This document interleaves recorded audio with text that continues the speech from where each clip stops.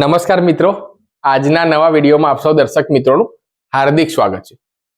શિયાળામાં ઘણા બધા લોકોના હાથ પગમાં દુખાવાની સમસ્યા થતી હોય છે, તો આજનો વિડીયોનો જે ટોપિક છે મિત્રો એ છે આર્થરાઇટિસ, જેને આપણે ગુજરાતીમાં આપણે દેશી ભાષામાં કહીએ તો ઘણા લોકો એવું કહે છે કે ભાઈ વારની તકલીફ છે। હવે આ ખાસ કરીને વારની તકલીફ એટલે શું, તો હું તમને સૌપ્રથમ ડિટેલમાં સમજાવી દઉં। તો આપણે જે હાથ અને પગના જે જોઈન્ટ હોય, જે તમે મિત્રો જોઈ શકો છો, આ હાથનો જોઈન્ટ છે, સેમ એ જ રીતે ઘૂંટણથી આપણો પગ બેન્ડ થાય છે અને એ જે જોઈન્ટ હોય પછી ત્યારબાદ આપણો જે નીચેનો જે પંજો હોય છે, પંજામાંથી આપણે જે મૂવમેન્ટ થાય છે, એટલે ટૂંકમાં કહું તો શરીરના દરેક જે જોઈન્ટ હોય, હાથના હોય, પગના હોય, પંજાના જે જોઈન્ટના ભાગમાં અસહ્ય દુખાવો થાય અને ખાસ કરીને આ દુખાવો ઓવરનાઇટ આપણે રાત્રે સૂઈ જઈએ આખી રાત અને બીજા દિવસે સવારે ઉઠીએ અને ઉઠતાની સાથે જ મિત્રો પથારીમાંથી પહેલો પગ મૂકો મિત્રો, એટલો બધો દર્દ ભર્યો હોય, એટલો બધો દુખાવો થતો હોય છે અને આ જ તકલીફને આપણે ઓળખીએ છીએ વા તરીકે। હવે આ વાની અંદર જનરલી શું થતું હોય છે, એના પાછળ ઘણા બધા ફેક્ટર અફેક્ટ કરતા હોય, ઘણા બધા કારણો જવાબદાર હોય, પરંતુ 80% હું તમને કહું તો બોડીની અંદર આપણે યુરિક એસિડનું લેવલ જો વધી જાય, આપણે જે બોડી હોય યુરિક એસિડનું લેવલ વધી જાય અને ખાસ કરીને આ જે જોઈન્ટ હોય હાથના, પગના અને જે પગના પંજાના જે જોઈન્ટમાં યુરિક એસિડનું જો લેવલ સાહેબ વધી જાય ને, તો જેના કારણે આ ગોઠણમાં દુખાવો, હાથ પગમાં દુખાવો અને ખાસ કરીને આ જે વાની તકલીફ થતી હોય છે અને જે જોઈન્ટમાં દુખાવાની તકલીફ, આ યુરિક એસિડનું લેવલ જો વધી જાય ને એના કારણે મિત્રો થતું હોય છે। તો હવે આ યુરિક એસિડનું લેવલને આપણે કંટ્રોલમાં લાવવા માટે શું કરવું, જેથી કરીને આપણે વાના દુખાવાને આસાનીથી દૂર કરી શકીએ, તો એની માહિતી હું તમને આજના વિડીયોમાં આપવાનો છું।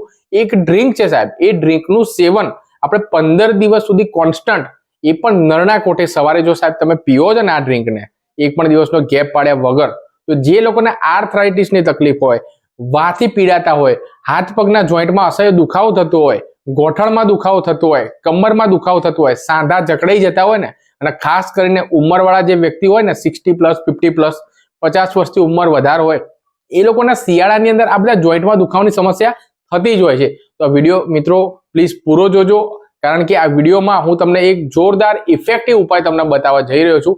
એ પહેલા આપણી આ હેલ્થ ચેનલ પર જો નવા હો ને તો ફટાફટથી આવા હેલ્થના વિડીયો જોવા માટે હજુ સુધી પણ સબસ્ક્રાઇબ ના કરી હોય તો કરી દેવા નમ્ર વિનંતી। તેમજ ખાસ કરીને બાજુમાં દર્શાવેલ જો બેલ આઇકન જો તમે દબાવશો ને તો એ બેલ આઇકન દબાવવાનો ફાયદો શું છે, ઘણા લોકો સબસ્ક્રાઇબ કરી લે છે પરંતુ બેલ આઇકન દબાવતા નથી, કારણ કે બેલ આઇકન જો તમે નહીં દબાવો તો સમયસર તમને આપણે જ્યારે પણ વિડીયો અપલોડ કરીશું એની નોટિફિકેશન તમને મળશે નહીં, એટલે ખાસ કરીને સબસ્ક્રાઇબ પણ કરી લેજો અને બાજુમાં દર્શાવેલ જે બેલ આઇકન છે એને પણ પ્રેસ કરી દેજો, જેથી ગમે ત્યારે આપણા વિડીયો પબ્લિશ થાય ત્યારે તમને સમયસર મળતા રહે। તો ચલો મિત્રો આપણે ઉપાય જોઈએ।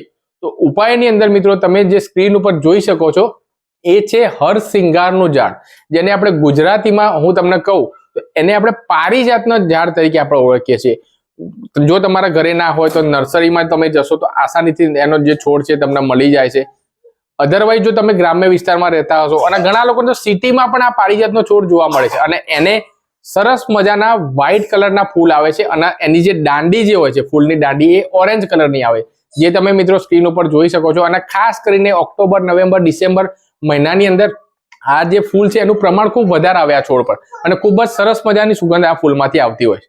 તો આપણે ફૂલ નથી લેવાના, પરંતુ જે પારિજાતનું જે છોડ છે, પારિજાતનું જે વૃક્ષ છે, એમાંથી તમારે 3 થી 4 પત્તા તમારે લેવાના છે। 4 પત્તા તમારા પારિજાતના તોડવાના અને એને સૌ પ્રથમ તમારે પાણીની મદદથી તમારે ધોઈ નાખવાના। હવે તમારે 3 થી 4 પત્તા તમે આ જે પારિજાતના લીધા, પારિજાતના વૃક્ષના, હવે એને ધોઈ નાખ્યા બાદ તમારે 1 ગ્લાસ જેટલું એટલે કે 300 ml જેટલું તમારે પાણી લેવાનું। 300 ml જે પાણી તપેલીની અંદર તમારે લઈ લેવાનું અને 4 નંગ જેટલા તમારે જે પારિજાતના વૃક્ષ, પારિજાતના છોડના જે તમે પાના જે તમે ધોઈ નાખ્યા, એ ધોયેલા પાના તમારે આ કન્ટેનરમાં જેમાં તમે પાણી એડ કર્યું તપેલીમાં 1 ગ્લાસ જેટલું, એમાં તમારે એડ કરી દેવાના અને ચપટી ભર તમારે ટર્મરિક એટલે કે હળદર તમારે નાખવાની। આ બંને વસ્તુ તમારે એકદમ ધીમા તાપ પર, એકદમ ધીમી ફ્લેમ પર તમારે ઉકળવા દેવાનું છે અને ક્યાં સુધી તમારે ઉકળવાનું છે, ક્યાં સુધી તમારું મિત્રો ઉકાળવાનું છે કે જ્યાં સુધી આ 1 ગ્લાસનું જે અડધો ગ્લાસ થઈ જાય ત્યાં સુધી એકદમ ધીમા ફ્લેમ પર તમારે ટર્મરિક એટલે કે હળદર અને આ પારિજાતના વૃક્ષના, પારિજાતના છોડના જે 4 નંગ જેટલા તમે પત્તા લીધા, બંનેને તમારે એકદમ ધીમા ફ્લેમ પર ઉકળવા દેવાનું છે અને કોઈ પણ તમારે ઢાંકણું બાકણું નહીં ઢાંકવાનું, એઝ ઇટ ઇઝ તપેલીમાં તમારે આને ગરમ થવા દેવાનું। હવે જેવો અડધો ગ્લાસ થઈ જાય તેવો તમારે ગેસ તમારે બંધ કરી લેવાનો અને આ જે પછી તમારા નીચે એક ગ્લાસ તમારે લેવાનું અને આ જે ડ્રિંક છે એને એકદમ હુંફાળું એકદમ નવશેકું પીવા લાયક જેવું હોય ને ત્યારે તમારે પીવાનું છે. એટલે તમારું આ ડ્રિંક બની ગયું. ત્યારબાદ તમારે ગળણીની મદદથી તમારે ગાળી નાખવાનું, જેથી કરીને ઉપર જે પાના છે ઉપર તમારે ગળણી ઉપર રહી જાય અને નીચે તમારું પીવા લાયક જે ડ્રિંક મેં તમને વિડીયોમાં કીધું હતું કે આ ડ્રિંકનું સેવન સાહેબ 15 દિવસ સુધી કોન્સ્ટન્ટ કરો છો ને એ આ જ ડ્રિંક તમારું રેડી થઈ ગયું. આ ડ્રિંકનું સેવન હવે તમારે ક્યારે કરવાનું છે? તો સેવન તમારે સવારે બ્રશ કર્યા પહેલા નરના કોઠે આ જે ડ્રિંક છે એનું તમારે સેવન તમારે રેગ્યુલર, એક પણ દિવસ તો તમારે ગેપ પાડવાનો નથી. જો ગેપ પાડશો તો પાછું રિઝલ્ટ તમને ડિલે થશે રિઝલ્ટમાં. એટલે કે ગેપ પાડ્યા વગર કોન્સ્ટન્ટ તમારે આ ડ્રિંકનું સેવન 15 દિવસ સુધી તમારે કરવાનું છે. અને આ બાબતનું તમારા મિત્રો ખાસ તમારે ધ્યાન રાખવાનું છે કે આ ડ્રિંકનું સેવન તમે કરો છો, થોડા સમય બાદ તમે બ્રશ કરીને ફ્રેશ થઈ જાઓ ના 1-8 કલાક બાદ તમે સવારનો જે મોર્નિંગ બ્રેકફાસ્ટ એટલે કે સવારનો જે નાસ્તો છે એ તમે કરી શકો છો. બસ આટલું જ તમારે કરવાનું છે. આ પ્રયોગથી સાહેબ ઘણા બધા લોકોને પરિણામ ખૂબ જ સરસ મળ્યું છે. એટલે કે મને થયું કે લાવો ભાઈ આ જે ઉપાય છે તમારા સમક્ષ શેર કરું. ઘણા બધા ભાઈ બહેનોની મદદ થઈ રહે. જે લોકોને વા માટે ભાઈ દવા લેતા હોય, એટલો બધો દુખાવો થતો હોય તો એમને આ વિડીયો પ્લીઝ શેર કરજો. અને આપણી આ ચેનલને હજુ સુધી પણ સબસ્ક્રાઇબ ના કરી હોય તો કરી દેજો. અને મોર્નિંગમાં આ ડ્રિંકનું સેવન તમે આજથી જ ચાલુ કરી દેજો. કારણ કે શિયાળાની અંદર ખાસ કરીને આ વાની તકલીફ, આર્થરાઇટિસની તકલીફ ઘણા બધા લોકોને થતી હોય છે અને ખાસ કરીને ઉંમરવાળા વ્યક્તિઓને તો એમની પણ એક મદદ થઈ રહી. વિડીયોને શેર કરજો. મળીએ છીએ નવા વિડીયોમાં નવી માહિતી સાથે. ત્યાં સુધી સ્વસ્થ રહો, મસ્ત રહો, તંદુરસ્ત રહો એવી જ મારી ભગવાનને પ્રાર્થના. થેન્ક યુ મિત્રો. જય Hind. Have a nice day.